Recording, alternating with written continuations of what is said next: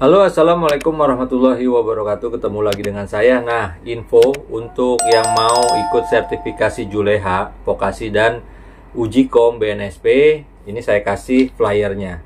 Jadi ada di Jombang dan ada di Bandung bulan September ini. Ya, nah silakan dicatat tanggalnya. Dan kalau ada yang mau ikut, yang butuh, ya nanti bisa japri ke saya. Oke, itu infonya dulu ya. Oke, kita lanjut. Nah, sekarang kita bahas nih, banyak yang nanya pisau pabrikan mana sih yang bagus, yang terbaik. Ini sebenarnya selera ya. Jadi tipsnya memilih itu ya mana sih yang terbaik. Ada Victorinox, FDIC, Don Carlos, terus apalagi Tramontina, Waldemar. Banyak lagi lah, pisau-pisau Cina juga ada ya. Banyak lagi lah ya. Jadi mana yang terbaik ya, sebenarnya yang pertama dari budget Anda. Budget Anda berapa, tentukan ya. Jadi di sini saya ada ini Tramontina. Ini Tramontina ya. Ini punya orang. Ini punya orang minta diasahin ya, Victorino. Tramontina ini minta diasahin. Nah, ini low yang digemari juga oleh tukang jagal karena dia ngasahnya mudah, tidak susah gitu, tidak ribet gitu ya, gampang, dan mereka kebanyakan pakai honing. Nah, di sini juga ada lagi. Nah, ini FDIC. Ini FDIC ya. Ini FDIC Jerman ya. Ini juga punya orang, ini sudah diasah ya. Minta diasahin. Ini saya asah ya. Ini saya asahin. Jadi ini bukan punya saya, jadi saya hanya membandingkan. Dan ini baja modern. Ini baja modern. Jadi ada pabrikan, ada baja modern. Jangan dibandingkan pabrikan dengan baja modern ya. Jadi kualitasnya berbeda. Oke?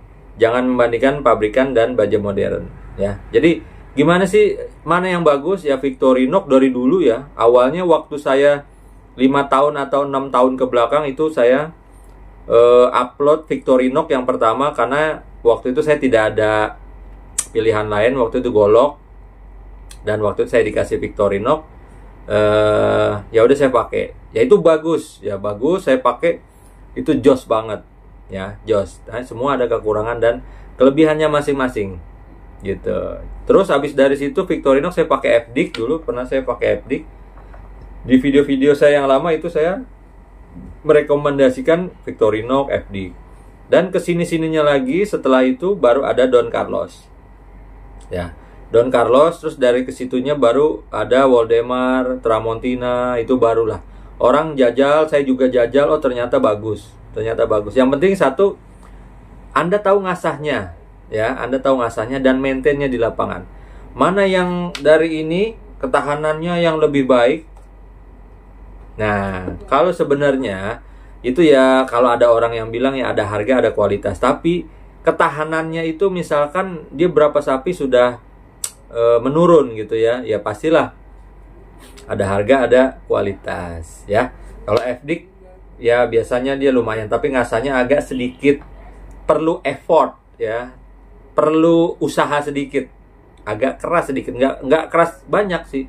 Sama Victorinox juga ya. Victorinox ya itu biasanya standar ya, pabrikan itu 55 sampai 56. Ada lagi pisau Turki, ya nggak tahu ya, itu seleranya masing-masing gitu ya. Jadi pisau Turki biasanya di handmade di sana, dibuatnya di handmade. Ada juga yang di pabriknya, bikin di pabriknya seperti ini. Sekarang sudah banyak Turki. Dan itu persaingannya berat. Dan ada lagi masuk yang Cina, persaingannya berat, tapi nggak juga sih. Jadi harga-harga yang branded itu ya sebenarnya masih bagus juga gitu. Makanya tergantung dengan budget. Kalau Anda buat motong Idul Adha, sapinya berapa sih? Ya, banyaknya berapa sih dibanding di RPH gitu. Kalau di RPH, jadi tukang jagal yang di RPH, yang setiap hari dia motong, ya setiap hari dia bener-bener dia motong, entah sapi, ayam atau kambing ya, kasar setiap hari motong. Itu yang dicari. Yang dicari pisaunya adalah yang mudah diasah, tidak keras ya. Jadi mereka tuh meninggalkan yang keras-keras ya. Jadi Pabrikan masih oke lah, pabrikan itu masih oke. Nah, Don Carlos itu agak sedikit keras ya dibanding Victorinox atau FD ya. Jadi dia agak sedikit apa sih namanya? Sedikit agak keras sedikit aja ya. Tapi nggak keras banget kayak baja modern ya. Jadi semuanya itu butuh skill untuk mengasahnya ya. Jadi Anda harus dilatih gitu. Mau pisaunya seperti apa, yang murah sampai yang mahal, itu pasti ngasahnya berbeda ya, rasanya berbeda. Ada yang ini bisa di grade sekian dan ini bisa di grade sekian tuh enak. Yang ini pakai honingnya merek ini, nah yang ini bisanya honingnya pakai merek ini, dan itu Anda yang cari sendiri. Jadi misalkan kesenangan saya ini pakai honingnya honing yang lain gitu, honing merek ini, tapi di Anda belum tentu. Kalau misalkan, oh iya bang, enak itu, cocok, ya udah cocok. Nah kan biasanya waktu itu yang viral ya, honing saya kan pakai ini. Nah, ini aja bisa gitu. Tapi merek-merek tertentu nggak semuanya bisa, karena di sini ada juga yang kasar ya. Jadi si obeng ini ya, ada juga yang kasar. Jadi matanya dia rusak lagi. Jadi nggak semuanya dibuat honing. Tapi ada obeng-obeng tertentu yang sudah ada di video-video saya sebelumnya itu, yang saya pakai ya, sampai hari ini juga saya masih pakai obeng itu karena dia halus. Tapi syaratnya untuk pakai obeng yang itu halus, dia harus benar-benar sudah tajam dulu diasah. Setelah motong baru di honing pakai itu ya. Nah, oke, itu kalau milih honing ya seperti itu. Terus kalau misalkan pisaunya mau merek apapun ya, sesuaikan satu dengan budget, dengan kemampuan Anda mengasah. Dari low budget dulu ya, low budget dulu. Misalkan ini juga sebenarnya ada yang low budget lagi, pisau-pisau Cina ya. Ya, pisau-pisau Cina itu ada yang buat boning juga, ada yang buat apa sih namanya? Nyeset ya. Jadi itu aja dulu Anda belajar ngasah di situ. Itu yang murah-murah, ada juga yang keras. Yang di Cina tuh ada juga yang keras. Jadi nggak semuanya merek Cina itu lunak gitu. Ada juga yang keras. Tapi keras itu belum tentu tajam loh. Jadi ada yang keras, diasahnya nggak dapet gitu. Jadi itu nggak tahu kandungan bahannya apa. Itu sangat murah sekali ya, pisau-pisau Cina itu menggempur di kita di Indonesia tuh pisau-pisau Cina banyak. Dan ada juga merek-merek tertentu Cina yang bisa berdampingan kualitasnya dengan yang mahal ya. Ya seperti ini juga ya, kayak dari Brazil ya. Dari Brazil ini juga dia berdampingan juga ya kualitas ketajaman. Cuman untuk ketajamannya pasti beda. Kalau untuk tajamnya rata-rata biasanya hampir sedikit mirip ya, 11-12 lah ketajaman. Tapi untuk ketajamannya ya pasti agak berbeda. Yang ini biasanya kalau bahan-bahan yang dari Jerman itu biasanya dipakai rose spray. Tapi kalau yang baja-baja kayak Tramontina ini biasanya baja-baja ya kode-kode tertentu, misalkan kayak 4116 gitu ya. Jadi ada CO maksudnya ada X50, ada X45 Move gitu ya. Crow Move gitu ya. CR ya, CR Move gitu. Itu kode-kode seperti itu. Dan tidak semua yang misalkan X50 atau kayak apa sih namanya? Merek itu tuh apa? Isel X50, dan ada lagi yang X50 juga, misalkan Weldemar X50 itu sama, beda. Jadi beda racikan ya, beda masak ya.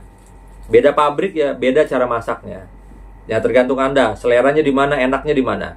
Kalau Abang enaknya di mana? Ya saya semuanya enak. Yang penting bisa ngasahnya dulu gitu. Jadi saya nggak di-endorse, jadi saya tidak menjagokan satu merek tertentu, misalkan ini enggak gitu ya.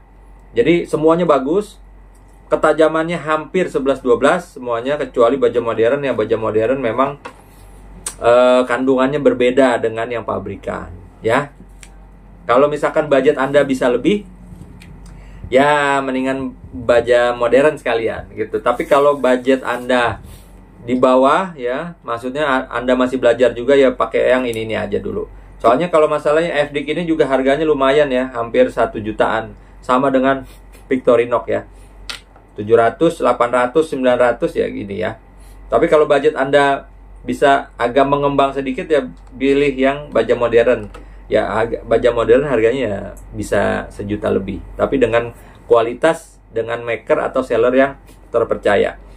Dan saya juga banyak yang dipesenin oleh customer untuk membuat pisau-pisau ini. Bang, saya bikinin dong, misalkan dari Elmac. Wah, itu Sultan M390. Ya, selama saya bahannya masih ada, saya bikinin. Gitu. Jadi saya nggak bikin banyak, hanya khusus. Dan quality controlnya langsung dari saya. Pengasahannya langsung dari saya. Jadi insya Allah ya saya buat maksimal khusus untuk sembelih. Jadi quality control langsung dari saya. Ya harganya juga beda dengan yang lain. Ya pastinya gitu ya. Karena bukan saya pembuat ya, bukan saya maker, tapi nanti quality control di maker juga itu saya yang kontrol. Jadi ketika di konsumen itu sudah jadi, ya sudah tajam, penyepuhannya bagus, HT-nya bagus, udah itu quality controlnya dari saya. Oke, itu saja mungkin. Nah ini silahkan aja dipilih mau merek-merek brand yang tertentu atau merek-merek budget low, kaum mendang-mending ya. Orang katanya Rojali, Rojali rombongan jarang beli, atau Robana ya, rombongan banyak nanya. Ya kayak gitu ya. Ada Rojali, ada Robana. Ya Rojali itu rombongan banyak jarang beli, yang satu Robana ya, rombongan banyak nanya gitu. Nah, itu khususnya yang murah-murah aja ya, supaya Anda juga tidak merasa ketipu ya, kecuali Anda banyak duit. Oke, itu saja, mudah-mudahan bermanfaat. Sekian, silakan dipraktekin mana yang bagus untuk selera Anda. Wassalamualaikum warahmatullahi wabarakatuh.